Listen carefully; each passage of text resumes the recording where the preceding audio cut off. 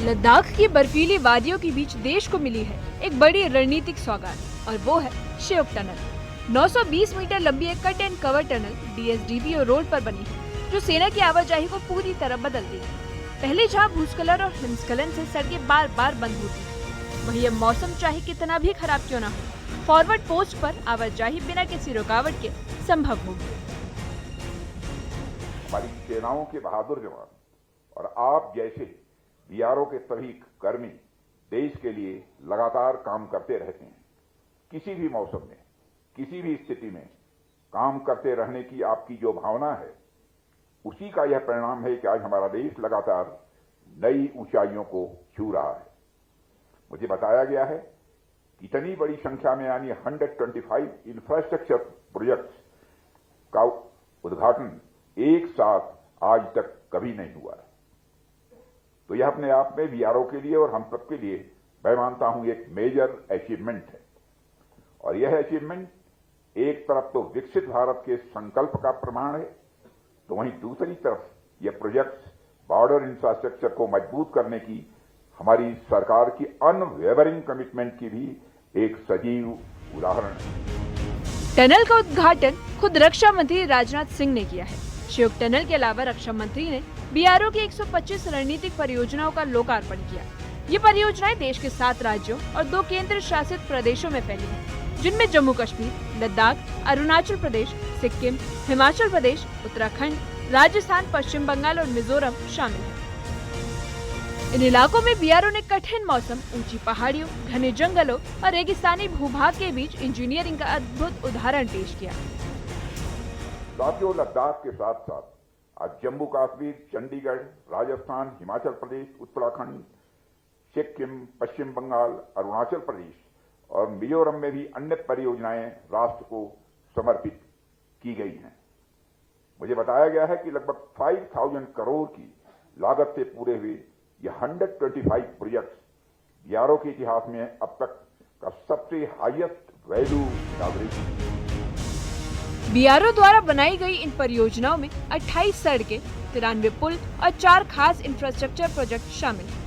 सिर्फ लद्दाख की बात करें तो यहाँ 8 सड़कें और 28 पुल बनाए गए हैं, जबकि अरुणाचल प्रदेश में 10 सड़कें और 20 पुल तैयार हुए हैं। और यही नहीं, राजस्थान की रेतीली धरती से लेकर उत्तराखंड और हिमाचल की ऊंची चोटियों तक हर इलाके में BRO ने रिकॉर्ड समय में निर्माण पूरा कर अपनी क्षमता साबित की है। पिछले कुछ वर्षों में BRO ने जिस तेजी से और जिस इफिशियंसी से सीमावर्ती इलाकों में इंफ्रास्ट्रक्चर डेवलप किया है, उसने नेशनल डेवलपमेंट को भी बड़ी तेजी प्रदान की है। इंडिजिनस सॉल्यूशंस के माध्यम से कॉम्प्लेक्स प्रोजेक्ट्स को भी सफलतापूर्वक पूरा कर बॉर्डर रोड ऑर्गेनाइजेशन आज कम्युनिकेशन और कनेक्टिविटी के पर्याय के रूप में भी उभर चुका है। श्योक टनल की खासियत सिर्फ इसकी लंबाई नहीं, बल्कि इसका निर्माण क्षेत्र है, जो भूस्खलन, हिमपात और लगातार बदलते मौसम के लिए कुख्यात रहा है। पहले इस मार्ग पर सेना और स्थानीय लोगों को घंटे भर तक रुकना पड़ता था, लेकिन अब ये बाधाएं पूरी तरह से खत्म हो जाएंगी। ये टनल लद्दाख को साल भर जोड़कर रखने में बड़ी भूमिका निभाएगी और लॉजिस्टिक सप्लाई की रफ्तार भी कई गुना बढ़ाएगी। साथियों, यदि हम बॉर्डर सिक्योरिटी की बात करें तो वहां कनेक्टिविटी के ये टूल्स और भी इंपॉर्टेंट हो जाते हैं, क्योंकि बॉर्डर एरिया में जो रोड्स बनते हैं वो सिर्फ सड़क भर नहीं होते, बल्कि सिक्योरिटी, इकोनॉमी और आर्म्ड फोर्सेस की मोबिलिटी और डिजास्टर मैनेजमेंट सभी के लिए लाइफ टाइम जैसे होते हैं। आज लद्दाख में उद्घाटित किया जा रहा श्योक टनल भी इसका एक बड़ा उदाहरण है। एक तो यह हमारी आर्म्ड फोर्सेस की मोबिलिटी को बढ़ाएगा ही, दूसरा जब भी जरूरत पड़ेगी लॉजिस्टिक्स को बहुत ही स्मूथली हमारी आर्म्ड फोर्सेस तक पहुंचाया जा सकेगा। तीसरा, इस तरह के प्रोजेक्ट्स के चलते टूरिज्म को भी बढ़ावा मिलेगा। चौथा, यहां के हमारे बहनों भाइयों को उस बढ़ते टूरिज्म से स्वाभाविक रूप से रोजगार भी मिलेगा और इकोनॉमिक एक्टिविटीज भी वहां पर बढ़ेगी। और पांचवा, लेकिन सबसे महत्वपूर्ण, यहां के लोगों में डेवलपमेंट के प्रति, सरकार के प्रति, व्यवस्था के प्रति और लोकतंत्र के प्रति विश्वास भी स्वाभाविक रूप से मजबूत होगा। दुर्गम इलाकों में बीआरओ की इन परियोजनाओं से एलएसी तक पहुंचना और भी तेज और सुरक्षित होगा, खासकर उन इलाकों में जहां मौसम अक्सर सेना की गतिविधियों को प्रभावित करता रहा है। मजबूत सड़कों और पुलों के कारण अब सैनिकों, उपकरणों और संसाधनों की मूवमेंट पहले से और ज्यादा प्रभावी तरीके से हो सकेगी। इस वर्ष आपदाओं के दौरान बॉर्डर रोड ऑर्गेनाइजेशन की भूमिका यह असाधारण रही है।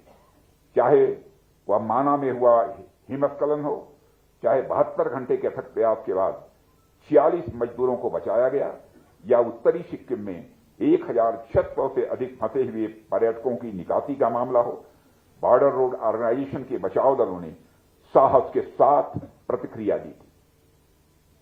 साथियों, तवा घाट और धराली में बड़े पैमाने पर भूस्खलन के कारण कई दिनों तक आवाजाही बाधित रहने के बाद भी संपर्क बहाल करने के लिए आपने दिन रात काम किया है। मैं उसकी हृदय से भूरी भूरी प्रशंसा करता हूं।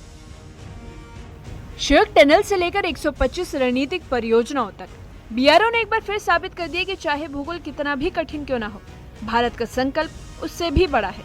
ये अवसंरचना न सिर्फ सीमाओं को मजबूत करेगी, बल्कि आने वाले समय में देश की सुरक्षा नीति, सैन्य तैयारी और लॉजिस्टिक क्षमता को नई ऊंचाइयों पर ले जाएगी। Bureau report, news 18।